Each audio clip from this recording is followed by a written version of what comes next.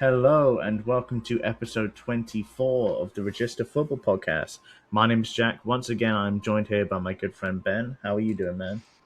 Jack, I'm still good, man. I'm still doing good. I don't know if that's going to change anytime soon, man, but I mean, it Oh could. man, it could, but even if there's a little blip in the next coming days, I will still be happy. You know what? Like, am I going to be Yeah, as happy as I could be? Maybe not, but am I going to be happy? Yeah, I'll still be happy. I still think you'll be happy, to be honest Yeah. with you. But what do we have going today, Ben? Yeah, pretty excited about today. We're focusing this episode on our UCL final preview, PSG versus Arsenal in Budapest. Budapest. I don't know how they'd say that in their native language, but it's Budapest either way. This game was tailor made for Sabozlai and Kirkes to be in, by the way, and it's been Oh, spoiled by the side of the bracket that we had. yeah. Nothing to do with the fact that we've been shit all season, but Yeah, no, no, you definitely deserve to be there. absolutely. Absolutely. That's what they do, right? Yep. Let's talk a bit about the kind of leading up to this game, what each of the teams had to go through to get here.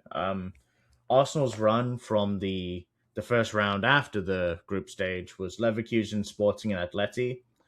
PSG had basically a bit of a gauntlet: Chelsea, Liverpool, and Bayern. Although the first two teams appeared better at the time they played them, but turned out to be somewhat mid. Yeah. Um, I guess like the overall context of this really is PSG kind of looking to go back to back. Won the league a pretty long time ago. Have somewhat had their feet up since then.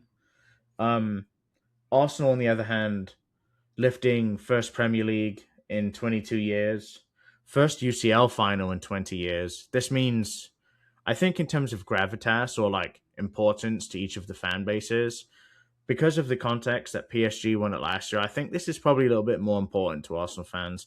You correct me. I mean, you're not going to correct me, but I don't know. That's at least my thought. What's your current feeling of the game, Ben? Yeah, I mean, I think it's important to Arsenal because they haven't won this competition. It's been 20 years since they've been in the final. Yeah, But going back to back is also pretty important as well yeah, for PSG, right? Like that's a pretty big achievement on being able to go back to back. yeah. So I think it's going to mean more to the fans for Arsenal. It's going to mean more for the team as well, but that doesn't mean that that PSG isn't going to do the best that they can to win it. Yeah, I guess the modicum of like elite athletes is you try your hardest all of the time because you're that driven. So maybe it's me as like a very normal person to say that, but at least from my perspective, like Arsenal haven't been here for 20 years. They have a point to prove. PSG won it last year, so maybe there's not as much of that if you understand what I mean. Yeah, makes sense. Let's get into what each of the teams are doing. Talk to me a bit about what Arsenal are doing in possession and out of possession at this current moment of time. Yeah. I mean, we've talked a lot about Arsenal. I mean, a lot of things that we can expect for this game is going to be their first phase is going to look similar to how it's been looking, right? Based in a 4-2, maybe a 3-2, depending on who's playing and what the pressure looks like.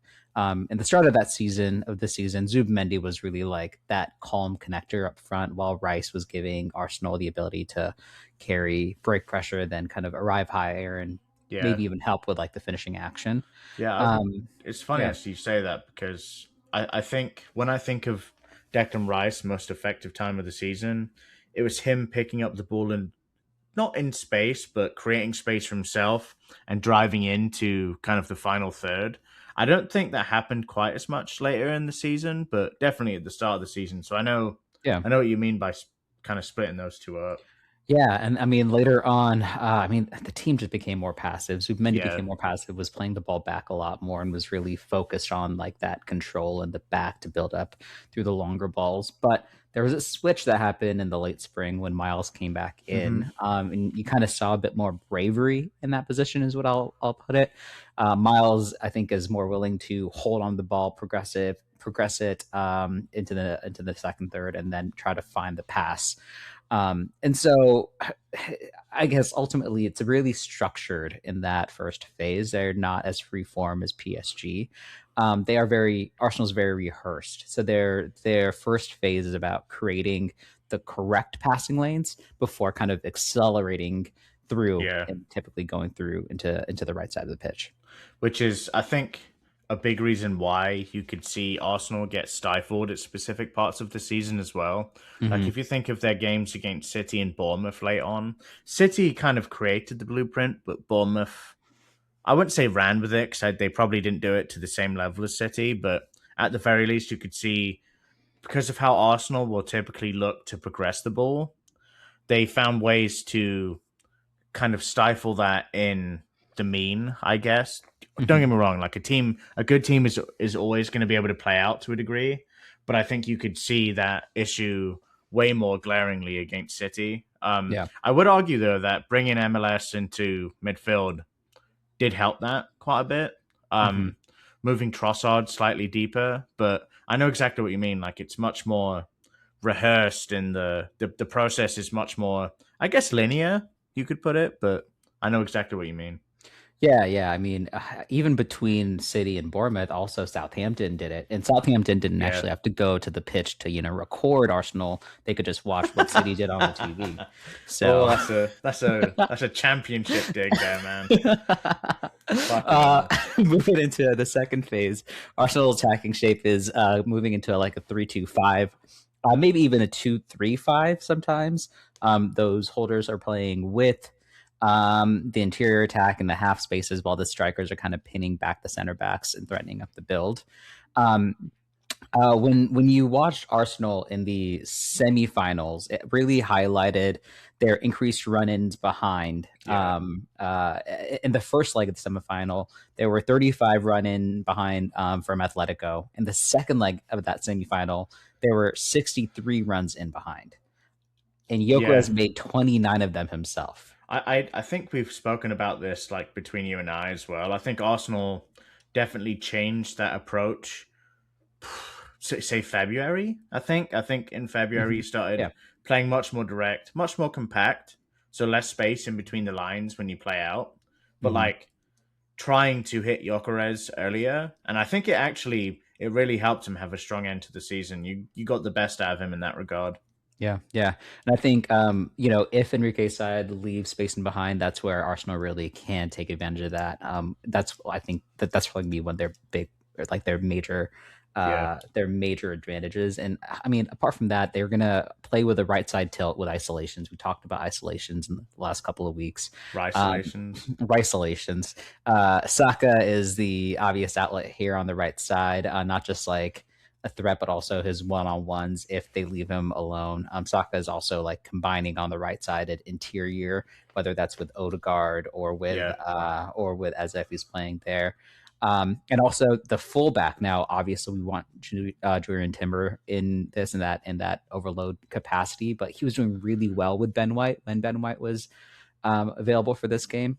Ben White is injured and is going to be out probably until the beginning of the next season, so we won't have him.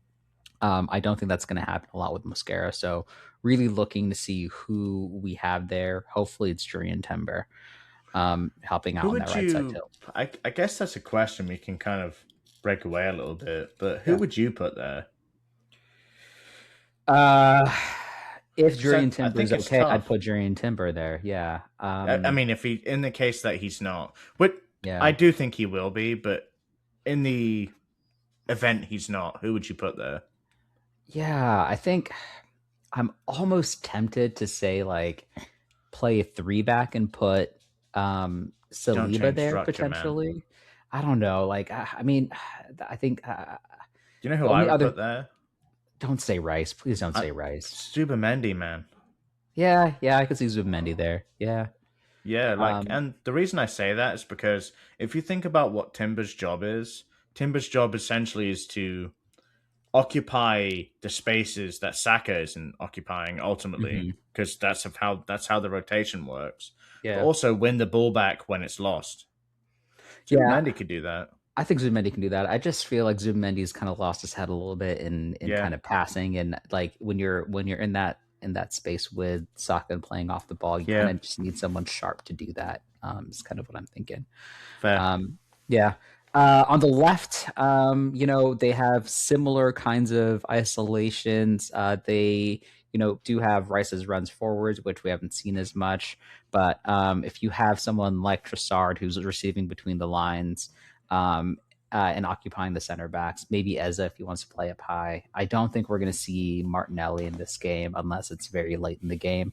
Um, I think that's going to be really like how they're focusing on that final third. And of course, the big thing here is also set pieces. Um, Arsenal are definitely going to use set pieces to their advantage. Um, PSG, there's going to be a lot more fluid to play on the side, but Arsenal is going to be really controlled all the way from the back to Yeah. the front in possession. And if they can find the goal, they'll find the goal. But I think they're going to aim for some set piece dominance and find Hmm. multiple ways to kind of like calm down the chaos that PSG is going to try to create. Yeah, I think Rafa Benitez used to put it perfectly for Liverpool. Like, you put a blanket over the game a little bit, try and make situations in your control, things a little bit slower, the ability to kind of be able to predict what's going to happen next. I think that's how Arsenal are going to come out in this game in possession. Arsenal like to build from the back typically, but I think they've shown, like you've said, really, like in the last few months, the ability to go longer, more direct to Gyökeres. I think we might see some of that. We might see some of them trying to build out, but like if PSG are starting to press pretty well, I don't think they'll hesitate in trying to find Gyökeres.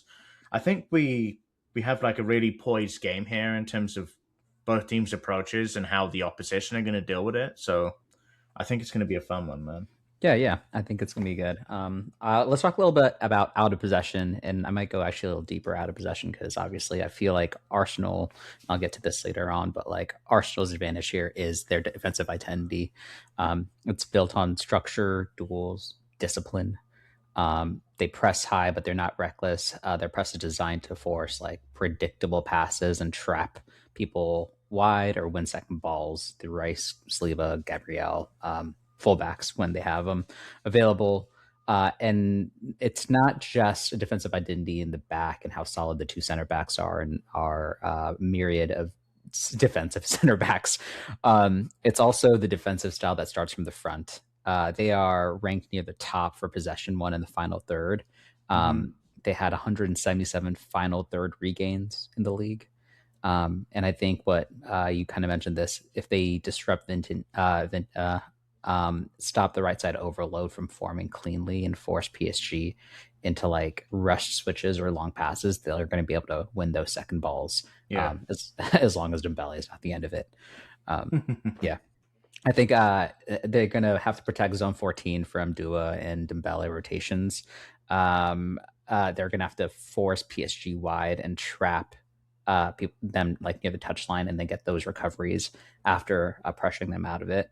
And I think really they have to be selective with the press because of how dangerous PSG are. Um, if Arsenal's midline gets stretched, they can just run right through. They're going to have a rotation. Something's going to happen and they're going to run right through.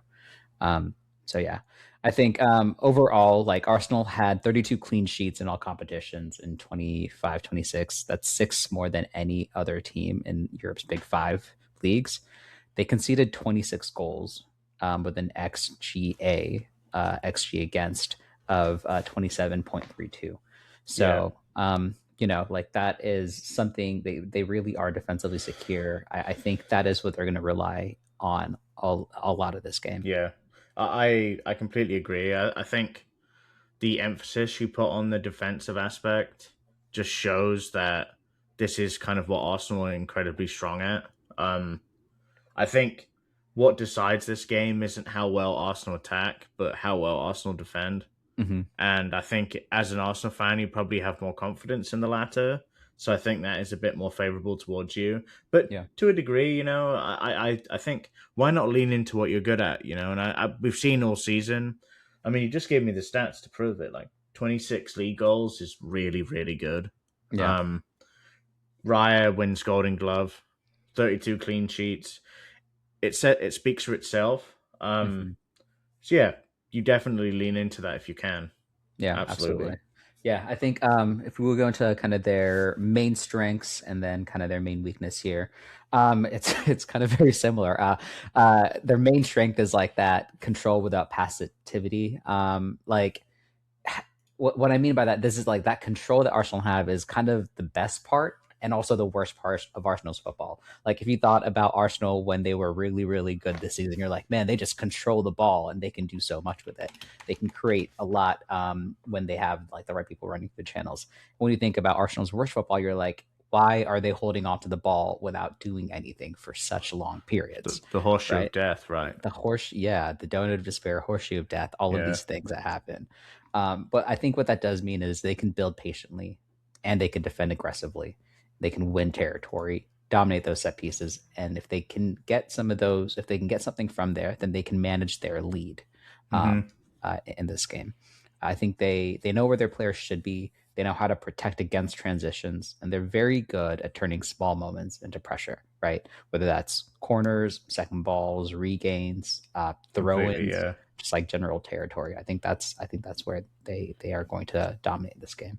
The overall ability to consistently play with that physical and mental commitment. Um, I think in any situation, and it kind of where the chaos can go for Arsenal. I think the physical advantage at the very least Mm-hmm. will have some level of guide to how those moments go. I mean, we saw it against PSG. It was last season, right? Yeah, yeah. There were a Listen, bunch of moments like that where Arsenal managed to get the ball back based on situations where PSG would try and kind of like embrace the more chaotic side of the ball. So I'm really interested to see how that kind of falls within this type of format. Like one game, like anything can happen here. Um, I think because of the out of possession approach for PSG, at least for me, and we'll get into this a bit later, but the out of possession approach for PSG and the in possession approach for Arsenal, it makes this game very interesting for me, man. yeah. Yeah, I Really think it's gonna be does. really interesting. Yeah. Now, if we get into Arsenal's weaknesses, it's going to be chance creation that becomes really more patterned Hmm. if the opponent survives those kind of first waves of attack. Against like their more elite opponents, their attacking rhythm can become predictable. You know, we talked about that control, how it's like their strength as well as their weakness. The right side circulation in Osaka or the left side rotations. Um, just that just continues over and over to the horseshoe of death, reset, recycle. Yeah. But I think what you can do here is really that space behind the fullbacks. Finding the space behind the fullbacks with overloads and left side oscillations and outlets are going to be the kind of moments that Arsenal is going to be really looking forward to, making sure that they can kind of I guess hold back and suffocate if PSG can get in there. Um, I think also ultimately like if Arsenal becomes like too rigid, and PSG's rotations do tend to, like can pull them apart, and if Arsenal overreacts and Long chases the day. game, yeah, they're just PSG's going to play through the gaps. We're going to see an insane number of goals from PSG, and it's going to be embarrassing. It's not going to happen though. I don't think it's going to happen. I think they are going to be calm, collected, and I think they're going to make some things happen. Get into PSG. Yeah, let's get into PSG. Let's talk about in possession. How do Cool. you think they're going to set up? So I mean, if you guys remember, I did some analysis of PSG before, so I'm carrying over a bit of what I noticed before and then what they've done near the end of the season to try and kind of build a basis for this. So, in the first phase specifically, they often build from the back in a 4-2. That's both centre backs, both full backs, and then both pivot players being Vitinha and Joao Neves. The aim essentially is to kind of slow tempo around the back, very similar to quite a lot of elite teams are doing, quite frankly. So the pass circulation at the back would be quite slow until they can bring a team onto them, essentially moving their defensive line forward and then inject tempo into pivot players or players receiving through the lines. Typically, Mm-hmm. when it comes to PSG, like players receiving in between the lines, I think of Desiree Doué. Um, Usman Dembele does it at times as well, but Usman Dembele has a slightly different job in possession. But overall, the aim is to slow tempo, play it into midfield, increase tempo from there. Vitinha, when he does get the ball, I'd say he's the main tempo setter. Whatever he decides to do, like going into the second or third phase, is kind of how they approach the attacking patterns that they have. But within the second and third phase, the shape changes to like a 3-2 or 3-1. I think in the last, at least for me anyway, and tell me if you see anything different, but I think in the last few months, modern football is kind of gravitated much more to a 3-1-6 shape as a three instead of a 3-2-5 shape. Hmm. I think the reason that is because if you can consistently overload the back line, if you think about like what modern teams try and do to defend like a 3-2-5, it's essentially playing a back five. Um, the direct response to this from elite coaches has been to play 3-1-6, and PSG are doing a bunch of that.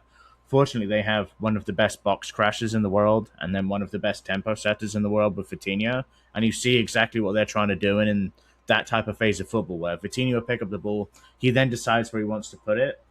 Um, like I said, ultimately, like Joao Neves is like the vertical runner, more of a box threat for them. Um, he's had quite a few goals just getting on the end of things when the ball is played back. Think of kind of what Frank Lampard would do, but from a deeper area. So he's much more involved in build up than like Frank Lampard would have had to do. Um, from then, the entire right side of the attack is kind of based on creating an overload. So think of Hakimi, Vitinha would drift to that side, and then Desiree Doué. From there, they're kind of bunch of combinations and rotations. The aim is essentially to pull people out of the defensive structure and create gaps for like slip balls in behind, and they do that really well. The left side, on the other hand, with Kavicha, which for me is electric. Essentially, the way I would define that side is if you think of what Nuno Mendes does in possession. So in that last phase, Nuno Mendes is basically the left side connector. He typically drops deep. There'll be like two centre backs there with Nuno Mendes at that kind of like left back role. He'll drop deep into that back three. He'll help them circulate the ball, but he's really good at understanding of when to kind of trade positions and rotate with Kavicha. It that combined with how Kavicha kind of like shadow runs into the box is like it creates a bunch of problems for defenses because they know they kind of need to double up on Kavicha, but Nuno Mendes has so much danger when he's played in behind to kind of cut the ball back. It's a really interesting dynamic there. Usman Dembele kind of moves across the front line really to try and connect play between the front players. But something that I really like about how he plays, and I can think of this more in many games that he played last year, where he would drop off of that front five at that time and collect the ball deep.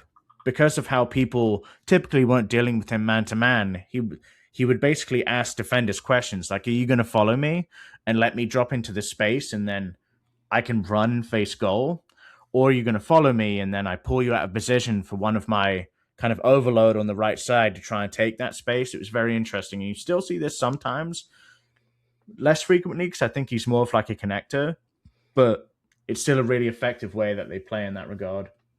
Yeah, I feel like they like all I think of for whenever I think about them in that second, third phase and that transitionary phase, like you just think, wait, where was that person? How did they show up there? And then you watch the replay, like, oh, like this Yeah, this was planned a long time ago. Like there's real like plays and moves that are being yeah, developed throughout the game, which are really quite incredible to watch. Makes it a lot of fun to watch, and yeah. it feels like chaos in a defensive structure. You feel like it's chaotic, but like it is actually a play that's developing through those pivot players and change of tempos. Yeah, and it comes through that like the understanding of being able to enforce those rotations. The rotations are everywhere. I Yeah, remember when we reviewed kind of like the Liverpool PSG game earlier in the season, and do you remember how many times I said to you that I saw Liverpool players literally cross over each other because of yeah, how dynamic the movement is? And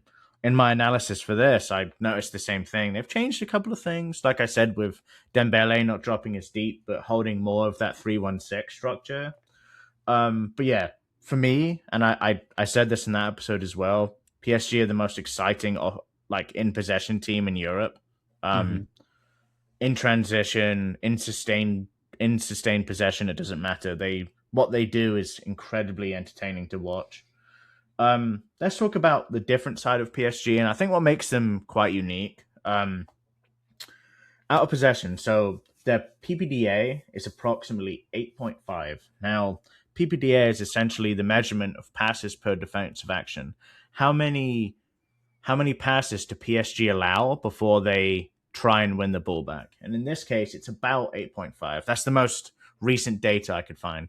For for reference, that's higher than any team in the Premier League. Um, you can kind of account for that versus player quality versus and the types of teams that Premier League is facing. You can kind of think about that, but like that's incredibly high, and it shows how effective they are with pressing up high. Um, their main focus, and I think what makes them unique.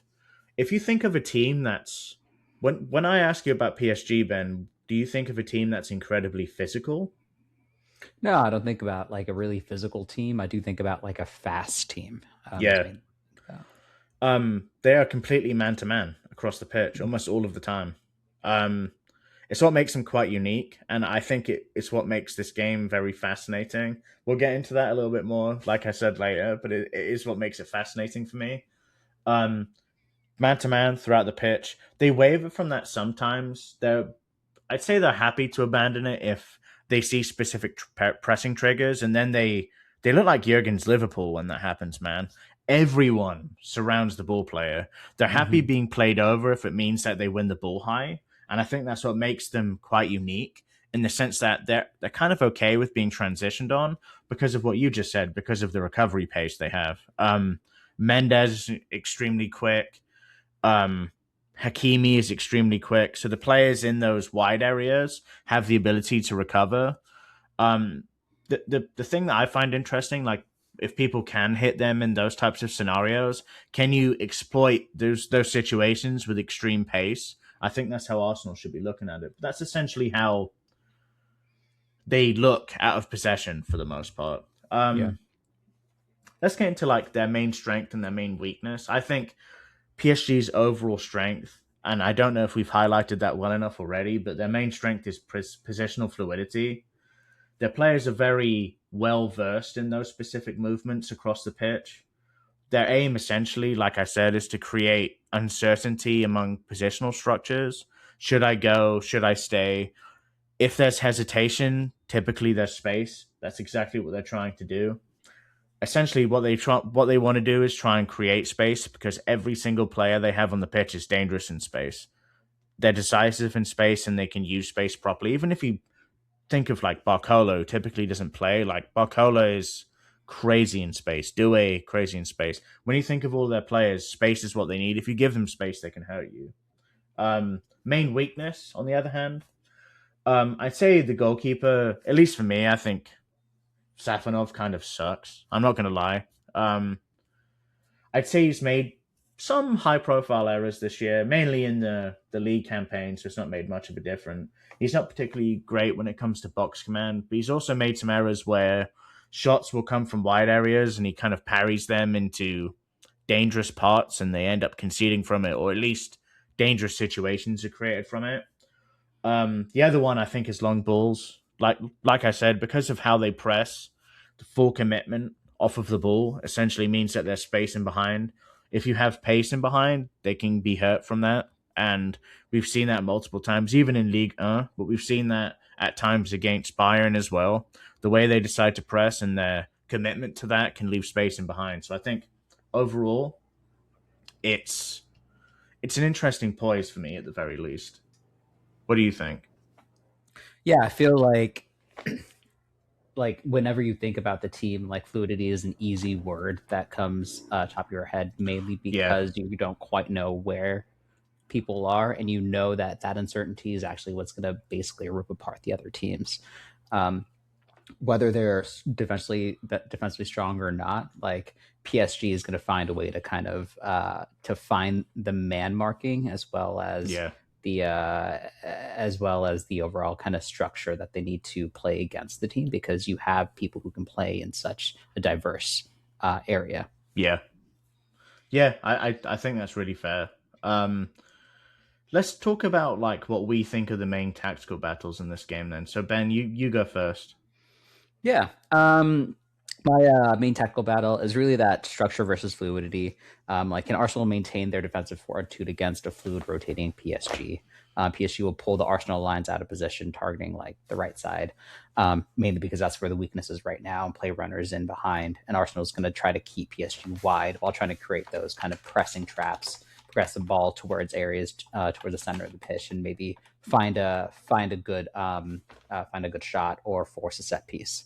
And I think this really matters because this is going to determine like how the match is going to be played. Is it going to be played like Arsenal's style or PSG style? If Arsenal is compact, they can slow PSG down, and they can control the game through the transitions and set pieces. But if PSG has the upper hand, they can severely hurt Arsenal and force a more open game and even more goals. And if I think about it, I think it does suit Arsenal a little bit more if Arsenal is patient. If they are patient and they don't fall into the traps, if they can get a result early, I think it's going to be not that great for the viewer, but I think it is going to be a good result for Arsenal to be able to do that. Yeah, I think those are fair. Like if Arsenal can be patient defensively, which I think leads at least is the path of least resistance to at least for me to see Arsenal end up getting a big result in this game. I think if you are not patient defensively or you're overly aggressive offensively, they will punish you. And that's just kind of what the type of team they are. But I think the the defensive solidity and the defensive structure leads into what kind of Arsenal's strengths are. So that is why it's such a tactical game for me. From my perspective, I think my main tactical battle is how do PSG deal with Arsenal's approach and dealing with man to man. Arsenal's team essentially, and I've spoken about this in podcasts before. Like Arsenal's team is literally built to deal with man to man pressing. Um, Yeah. at least for me, like I watched a documentary a few years ago, and it spoke about a bunch about how Arteta saw the league kind of going that way and started building a team that could deal with it. And it kind of ended up in Arsenal creating almost the meta for the league, which is why they won it this year. Um, and why they've done so well in the past couple of years as it was shifting that way. But I'm really curious to see how PSG's structure deals with Arsenal's physicality. Arsenal are an incredibly physical team. If you think of most of their players, they're 6 foot plus. PSG are not like that, man. Like PSG are, they're very well structured, very quick, as you put it. I think quick is a really good way of putting it. A simple way, but it describes them really well. I think if Arsenal can deal with that and make it a more kind of physical, slower game, it is an advantage to them for me. And we saw it again. We saw it again in the games last year, like where PSG weren't able to do what they wanted to do out of possession against Arsenal. They hurt them in moments, which they absolutely have the ability to do. They have the ability to do that better than most teams in the world. But Mm-hmm. like those types of structures are what make this game incredibly interesting to me. Um, Yeah. what do you think about that? Like, how do you think Arsenal's approach is going to be in possession? Do you think they're going to look at it and like we need to be purposely risk averse to where we don't lose the ball in these areas, or do you think Arsenal are going to stick to what they typically do and try and play out with relatively slow tempo? No, I think Arsenal is going to probably stick to their game plan, play out with a relatively slow tempo. But I think what they're going to have to really figure out is if they can change that tempo. Yeah, When you have a man-to-man pressing structure, like you kind of draw your men in, and then if you have the right tempos change, you yeah. you do what you can to then get away from your men. Um, and I think that's probably what they're going to try to attempt. We'll just see if PSG is going to give them that space. Yeah, and I think that's what it is, isn't it? Like circulate until a lane is open and then use that lane to the best of your ability. You have to be Yeah. kind of brave to do that, but I think that kind of needs to be the approach. Everything could be slow before that so you can bring them on, but I think the type of physicality you have at the base of midfield would kind of work for that type of approach. Like I said multiple times during this, I'm really excited for the tactical part of this game because I think it's very interesting. But what I want you to do, Ben, is I want you to tell me the key players for Arsenal. Man, key player for Arsenal. I think it's gonna have to be whoever's actually playing that six. Not quite sure who that's gonna be. Whether that's Rice, and then having as an Odegaard up above him, or Miles Skelly or Yeah, Zubimendi. I think the rotations that PSGs are going to be playing, they're going to need countermeasures from that person playing at Arsenal's base in defense, and then also having that person help set the tempo and make those incisive passes for the attack. I think like really whoever plays in this role has to manage everything and manage the game. yeah. They need to disrupt PSG's tempo and kind of be that metronome for Arsenal. I know what you mean. Like the way they kind of deal with rotations around those types of areas are going to have to be smart about where they're positioned to not only try and win the ball back, but at the very least try and disrupt what PSG are trying to do in possession. So I think that's a really good key to point. Mine is much easier than that. I think the important player from PSG's perspective is been the player of the tournament for me, which is Kvicha Kvaratskhelia. Had an incredibly strong UCL campaign, 16 GA in 15 matches. I think why he is very important is because whoever he plays is going to be, it's either going to be a very rusty Urian Timber or it's going to be a player out of position. Either way, Mm-hmm. I saw how Mosqueda dealt with Doku, and it was a serious problem, man. Yeah. Um, what didn't look good. He cannot deal with people going either side of him. It's why Urian Timber, for me, would also be one of Arsenal's most important players, especially because of how they like to create isolation on that side. They're going to attack through Kavicha a lot, trying to attack with him in space. And I think the player on that side for Arsenal is very important how they deal with that. Um, I guess that is the main thing, really. Like trying to exploit Arsenal's point of defense that I would call like in its weakest state. I can't call it weak because I still think you have really strong options there. But if you're going to exploit something, you're going to try and exploit that. Yeah. Yeah. Um, Yeah. yeah. What do you think about that? No, yeah, I think like that's definitely gonna be the place that you are gonna find something from Arsenal. That is Arsenal's weakest point, and I think what that also does is if that requires Saka or Odegaard, or as if they're playing that position, to have more defensive Yeah, contributions, like then you kind of take away that outlet that Arsenal have, and now you have to force Arsenal to the left side. And then if you can manage that, I think that really does change the game. I do feel like that's where the overall tilt of the game is going to be, and then there's going to be a moment where everything shifts and the ball's going to go through the middle, and yeah. there's going to I think that's just what's going to happen. It's going to be an interesting game to watch. And that's where Dembele can come into his fore as well. But it's about how you Exactly. prevent him from doing that. Like I said, it's why it makes it such a interesting tactical fight. Yeah. Let's get to the last phase of this then. So, like expectations and predictions. Who are you leaning towards at the moment, without your Arsenal hat on? Yeah, I mean, without my Arsenal hat on, definitely PSG. Like, I think they have been the team that have been the best um, this UCL campaign.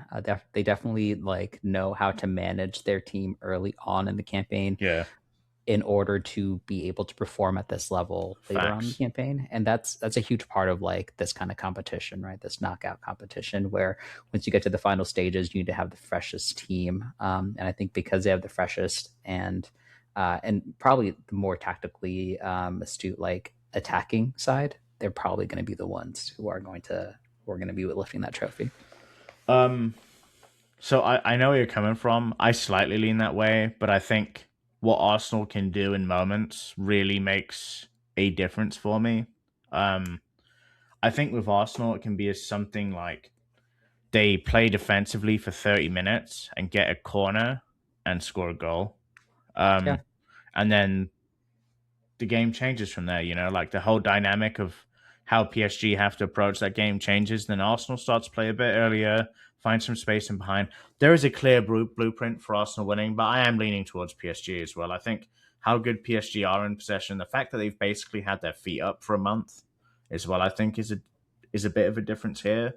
Yeah. Um, in terms of most likely type of result for me, I think this is still going to be a very close game. I think it's.